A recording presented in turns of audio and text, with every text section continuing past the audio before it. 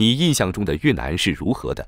当我们打开世界地图，看见如今这个形似 S 的近代独立国家，事实上，越南这个国家在历史上大部分时间处于诸侯割据的分裂状态。长期以来，越南境内一再出现2到3个政权相互征战，而真正出现大一统的时间，仅在黎利王朝初期以及阮福映王朝初期60多年。其他时候，越南都有多个政权并立。越南本身是一个多民族国家，越人占了绝对多数，还有占人、高地等少数民族。越南中古时期受到中原王朝的影响，一旦中原王朝形成统一，便会对越南进行殖民统治。像历史中我们熟知的赵佗建立的南越国，就曾占领当时称为欧洛的红河地区。再到后来的汉朝伏波将军马援，也曾出兵安南，征讨征氏姐妹唐、蒙古、明。再到后来的清都曾对越南进行过军事行动，与罗马人使用野蛮人称呼当时的高卢和日耳曼人相同。汉人中原王朝同样使用蛮夷戎狄来称呼周边的国家，认为他们落后的文化和生产是确实需要被征服和教化的民族，于是使用直接或间接的手段殖民，建立事实上不平等的宗藩关系。可以说，中古时期的越南，不管是政治、军事、文化、宗教，都长期受中原王朝的影响。而当中原王朝陷入内乱四分五裂、无暇顾及边陲之地时，就是越人发展的大好时机。他们有样学样，摇身一变成殖民者，积极地从红河谷地向南发展开拓，由此建立了数个王朝：李朝、陈朝、黎朝、莫朝、郑氏、西山兄弟、阮朝，各自迭起兴衰。世界在快速的变化。近代以来，阮朝皇帝对西方帝国主义在亚洲的殖民扩张十分关注，尤其是西方对清朝的殖民，相比外在的威胁，内部的动荡更加迫在眉睫。19世纪阮朝统治的前60年，有记录的叛乱就有451起。1840年代末期，霍乱疫情在全国各地扩散，再加上饥荒，估计约8%到10%的农村人口死难，800万总人口死了约80万人。直到1862年，拿破仑3世主导的法兰西第二帝国攻占阮朝南方3省为止，西贡条约签订，越南的中古时期结束了。1830年代，当时的阮朝明命帝积极推行儒家思想和科举考试，企图实行对越南领土的绝对控制。南方很多宗教群体的自主权和宗教自由权被剥夺，因而怀恨在心。天主教徒迫切希望回到嘉隆帝时享有的宗教自由。因此，教会参与了南方黎文榧的叛乱，最终叛乱被镇压。几十名与这场南方叛乱有牵扯的越南与欧洲传教士遭到公开处决，最后导致了法国出兵。虽然法皇本身是天主教徒，可与其说是为宗教自由受到迫害为由出兵。19世纪在东方殖民的热潮，现实的野心和利益驱使，让当时雄心勃勃、有意让法兰西帝国重回世界主导。与大英帝国一较高下的拿破仑3世更有动机采取行动。然而，法国人在越南的统治并不稳固，人心思旧，不少保皇党的势力依旧蠢动。经过一段时间的统治，法国总督惊讶地发现，那些任用的前阮朝官员虽然说越南语，但是彼此间往来的官方文件却完全是使用汉字进行沟通，这一点是法国人无法接受的。于是，罗马字母化的国语字提上了日程。殖民当局大力推行，可以说这是一种同化，但法国人考虑更多的是对殖民地进行有效的管控，因为法国官员学习罗马字母化的越南语效率往往非常高。从此，越南人作为曾经的汉字使用者，开始和汉文化分道扬镳。最典型的是民族主义先驱潘周真基于共和主义理念于1907年创办的东京艺塾，是20世纪越南第一个现代化学校。目的是排除以汉字运作的东亚教化圈，建立一种书写系统，透过越南人的通用口语，以新的社会组织形式将全民结合在一起。讲师们也尽力拉开越南过去与中国文明教化的关系，编造一种独特的越南史，一种与中国切割的文化认同。艺术的教师们认为，东方已经停滞，西方现在是世界上最有活力的地区。儒家理念是越南现代化与西方化的障碍，曾有人佚名写道：过去让越南晋升文明国之林的是儒家理念，但现在把越南带到地狱边缘的也是儒家理念。改革春风并没有走得太远。1908年2月，爆发了反对劳役过重的农民叛变，甚至有人试图向法军投毒，让法国人大感震惊，遂成立了罪行调查特别委员会，将13名越南主谋处死，动乱被平息。但也让法国人意识到，从1858年起近50年的殖民统治，并未让法国人在越南人心中有任何法统可言，自己始终被当成外来者。如果要保证殖民地的长治久安、利益最大化，就必须让越南人参与到决策中去，选出自己的代表，发表自己的看法，维护自身权益。于是，自由化殖民地在法国被提上议程。巴黎领导人得出结论：法国的政策，除非是一个亲援助民的政策，否则必将失败。殖民地总督萨活保证进行政治改革。他在1919年在河内向3000名越南精英发表演说，萨活保证进行政治改革。他承诺要加强殖民地民主，要建立印度支那宪政机构，建一个联邦，将境内不同部分结合在一起，并在最后建立自治政府。他的话让很多人信以为真，似乎殖民地民主化的未来充满希望。但不出几年，越南人已经察觉，所谓殖民改革只是用来驾驭、击垮越南共和主义的工具，这样的希望化归泡影。萨活确实开放新闻自由，也为少数越南精英扩大了投票权，但同时也建立势力庞大的政治警察、公共安全部。法国当局在审查新闻媒体作业执照时，态度之严谨，与共产党今天监督网络一般无二。没有法治，加上一味高压，仍是殖民政策的重要内容。总督授权特别委员会与法庭审判、定罪、监禁与处决叛徒。甚至在法国左派联盟于1930年代当政，组成人民阵线联合政府以后，仍然不能在印度支那建立像印度国会一样的民主机构。极度沮丧之余，胡志明这类人士遂成为马列主义信徒。才华横溢的作家阮安宁1923年写的一篇文章，更是直白指出，萨活的改革主张不过是空言而已。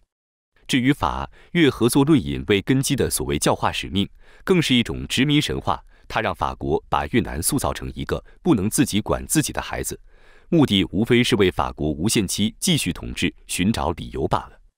在1908年农民暴动期间，与潘周真一起坐牢的亲法国派黄吴康，在1920年代当了人民代表院院长。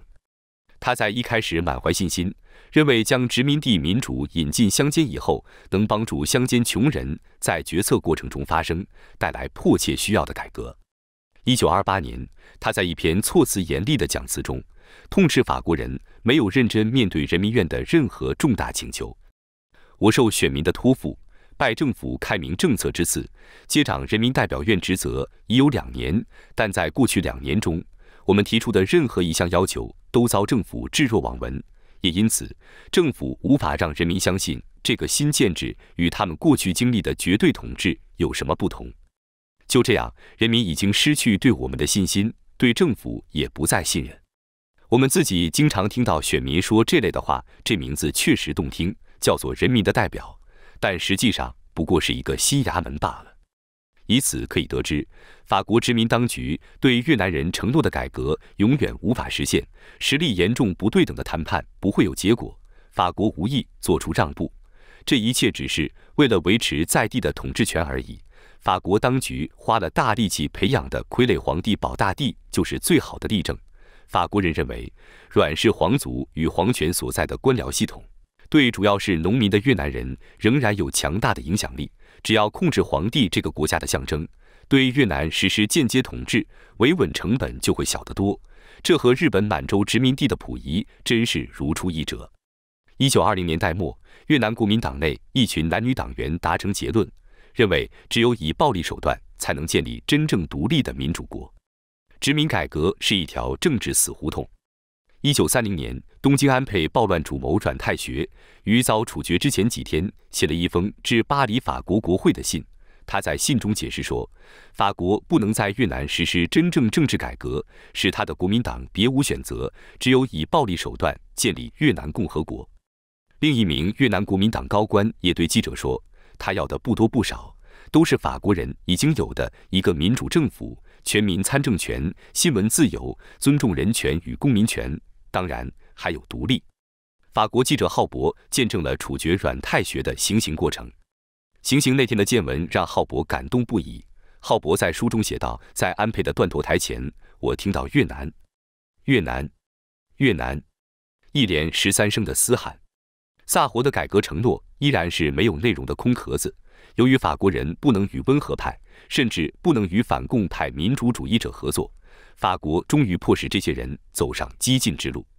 胡志明就是这样的例子。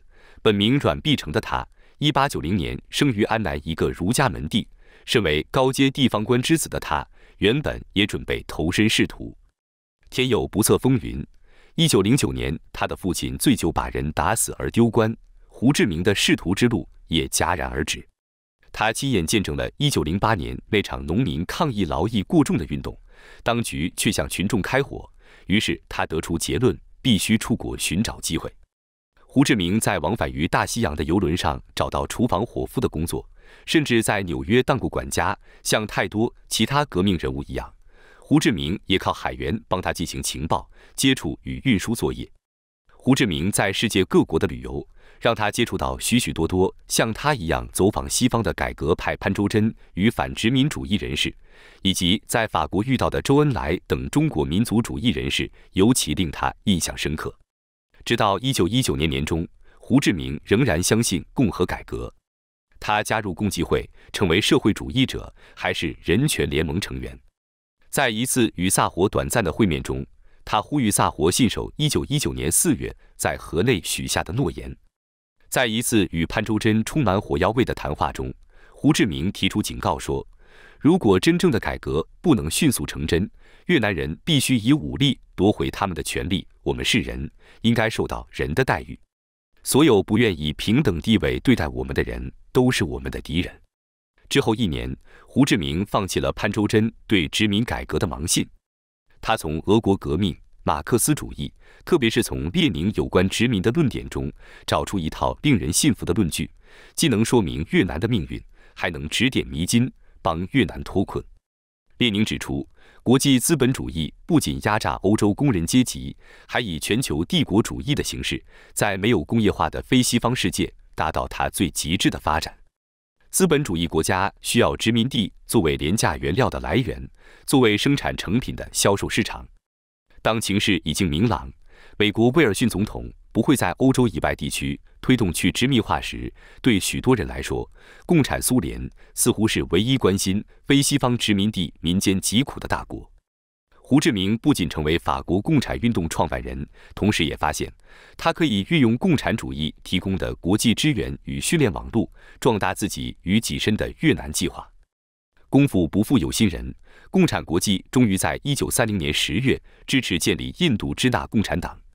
顺带一提，日本许诺建立大东亚共荣圈，曾让不少越南人趋之若鹜。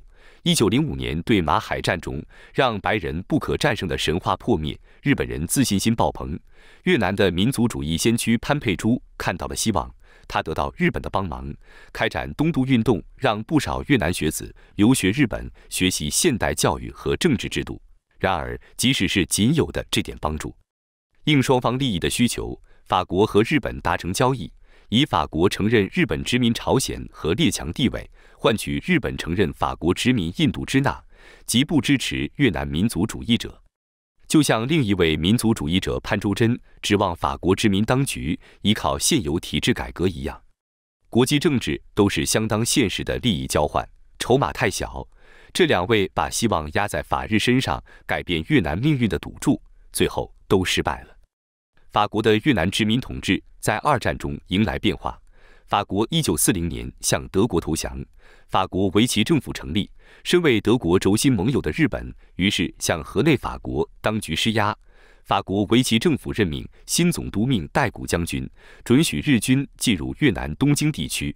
日本则承认法国在印度支那的主权，以为交换。两个帝国在越南同时进行统治的奇怪局面出现了。日本人利用既已经存在的法国殖民体系间接统治越南，攫取在地资源，尤其是战争急需的石油与橡胶。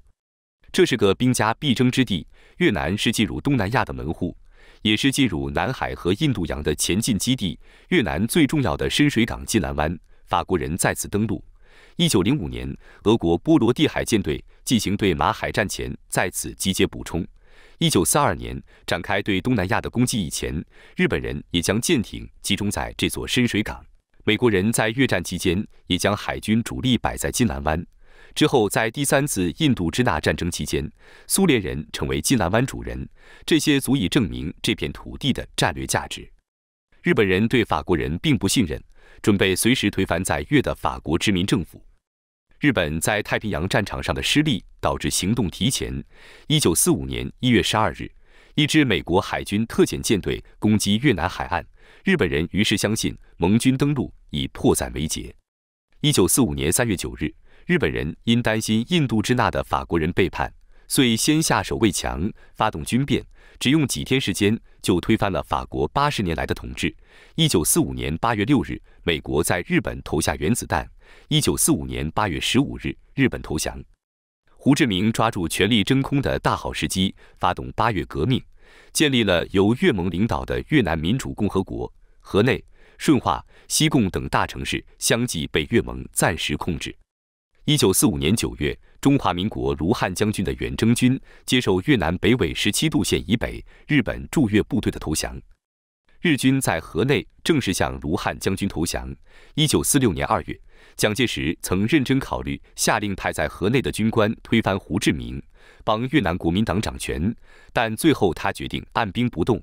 也因为蒋介石决定不推翻胡志明政府，越南民主共和国当局可以充实国力，动员人民，在没有法国直接干预下建立军队，直到1946年12月为止。此时，法国主政的戴高乐政府积极计划重打越南，当局得到英国的支持，法国远征军很快掌控了局面，把胡志明越盟的军队赶出了西贡。第1次印度支那战争开始了。1950年起，越南共产党开始接受中国共产党的大力援助，吸收了大量现代化武器和军事指导，实力今非昔比。因应美国的全球围堵战略，法国殖民当局也开始接受美国的军事和经济援助。1954年5月7日，奠边府战役，越盟取得决定性胜利。1954年7月20日，日内瓦会议签署日内瓦协定，法军撤出越南，越南暂时分为北纬17度线以北的北越和以南的南越。法军在奠边府撤退后，将权力移交给阮朝的末代皇帝保大。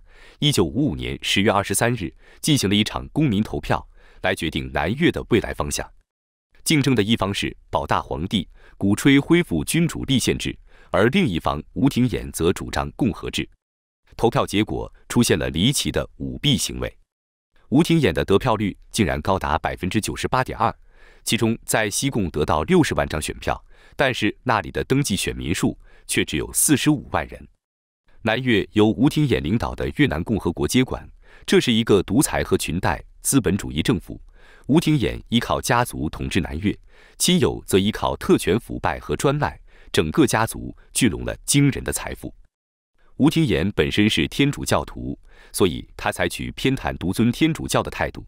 任内，他对佛教进行了错误的压迫政策，而整个越南人口80%都是佛教徒，佛教徒群起抗议。在顺化有9个平民因抗议被军政府枪杀。吴廷琰拒绝调整歧视佛教徒的政策，导致更大规模的反政府运动。1963年6月，先后有7名僧侣自焚以示抗议。吴廷琰的外交部长武文母宣布辞职，并将剃发为光头，如同佛教僧侣，以示抗议。这次事件的照片被拍下后，在世界各地传播。对许多人而言，这些照片代表着吴廷琰政府的失败。吴廷琰一意孤行，他的弟弟吴廷柔动用特种部队查抄了西贡最大的佛寺舍利寺，谴责抗议声浪四起。背后支持吴廷琰政府的美国人实在坐不住了，心想我怎么支持了这么个混蛋，便有意废掉他。此前，美国已经获悉以杨文明将军为首的南越将军们计划进行政变。美国的条件是吴廷琰必须撤换掉吴廷柔，但是吴廷琰不为所动。美国默许政变发生。1963年11月2日，吴廷琰被杀。当胡志明听到吴廷琰被兵变杀死的消息时，说道：“我几乎不能相信美国人会如此愚蠢。”北越中央政治局则更为直率地预言，11月1日政变的结果将会与美帝国主义者的打算相反。吴廷琰是反抗共产主义最激烈的人之一，吴廷琰会做出任何事情来扑灭共产革命。吴廷琰是美帝最能干的傀儡之一，在南越流亡海外的反共分子中，没有人有足够的政治资产和能力能让其他人服从，因此这个政权不会稳定。1963年11月1日的这场政变不会是最后一次政变，北越当局的判断是相当正确的。吴廷琰被杀以后，南越果然未能建立起一个稳定的政府，在他死后的数年中发生了多次政变，最后只换上了贪腐严重的阮文绍。美国这么做的原因之一，也是出于对自身实力的自信。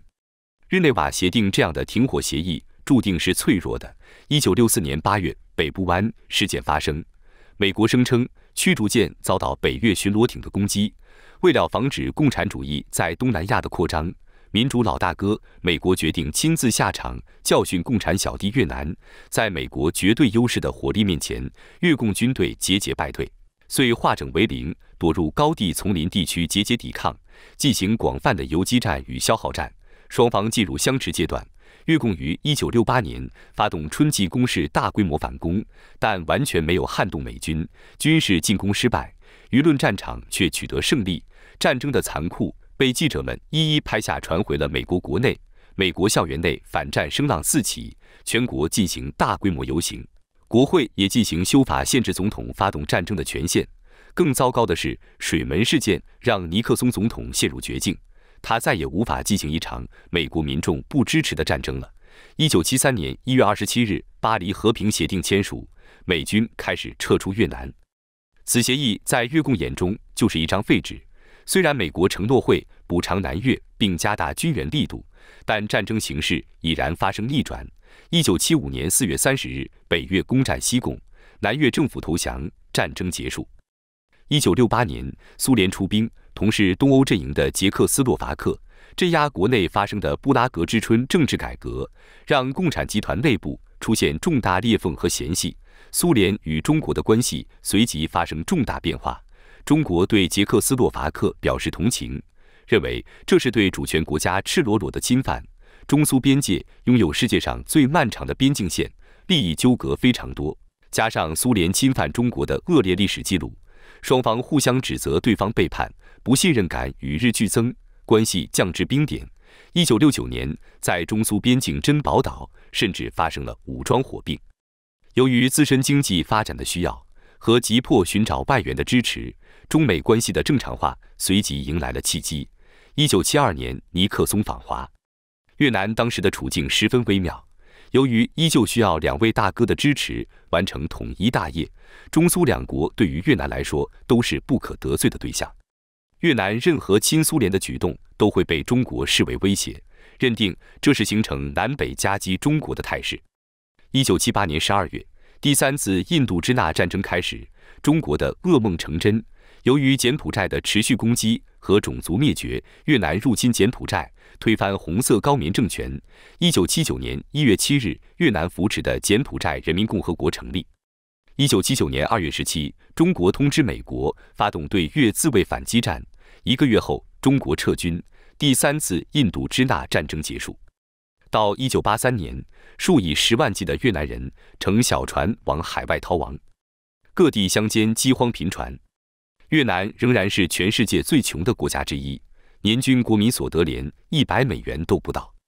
在国际孤立达到最高峰的同时，党的声望亦陷入谷底。越南共产党已认清，如果还想继续执政，就必须改善自己人民的生活。1986年，当局颁布新法律，废除集体制，推动民营、私有与市场运作。新时代个人主义为越南青年带来新基础，供他们建立一种文化，为我在家庭、社会与世界中寻得适当地位。对越南青年来说，儒家理念损及个人自由，也因此阻挠了越南现代化进程，使越南无力与西方国家平等共存。只有越南青年才能领导这场文化革命，因为根据他们的看法，他们的父母败得很惨。直到今天，越南人民依旧在争取民主和自由。2014年，一家中国公司开采中央高地铝土矿的标案引起了越南人的群起抗议，甚至党内大佬伍元甲都表示反对要求延后，有的将领甚至认为这是对国家安全的危害，说越南共产党若按预定计划开矿，等于放任历史性敌人中国人进入越南心腹。群众抗议成为一项更加全面、藏在排华情绪中、争取言论自由、要求政治改革的运动。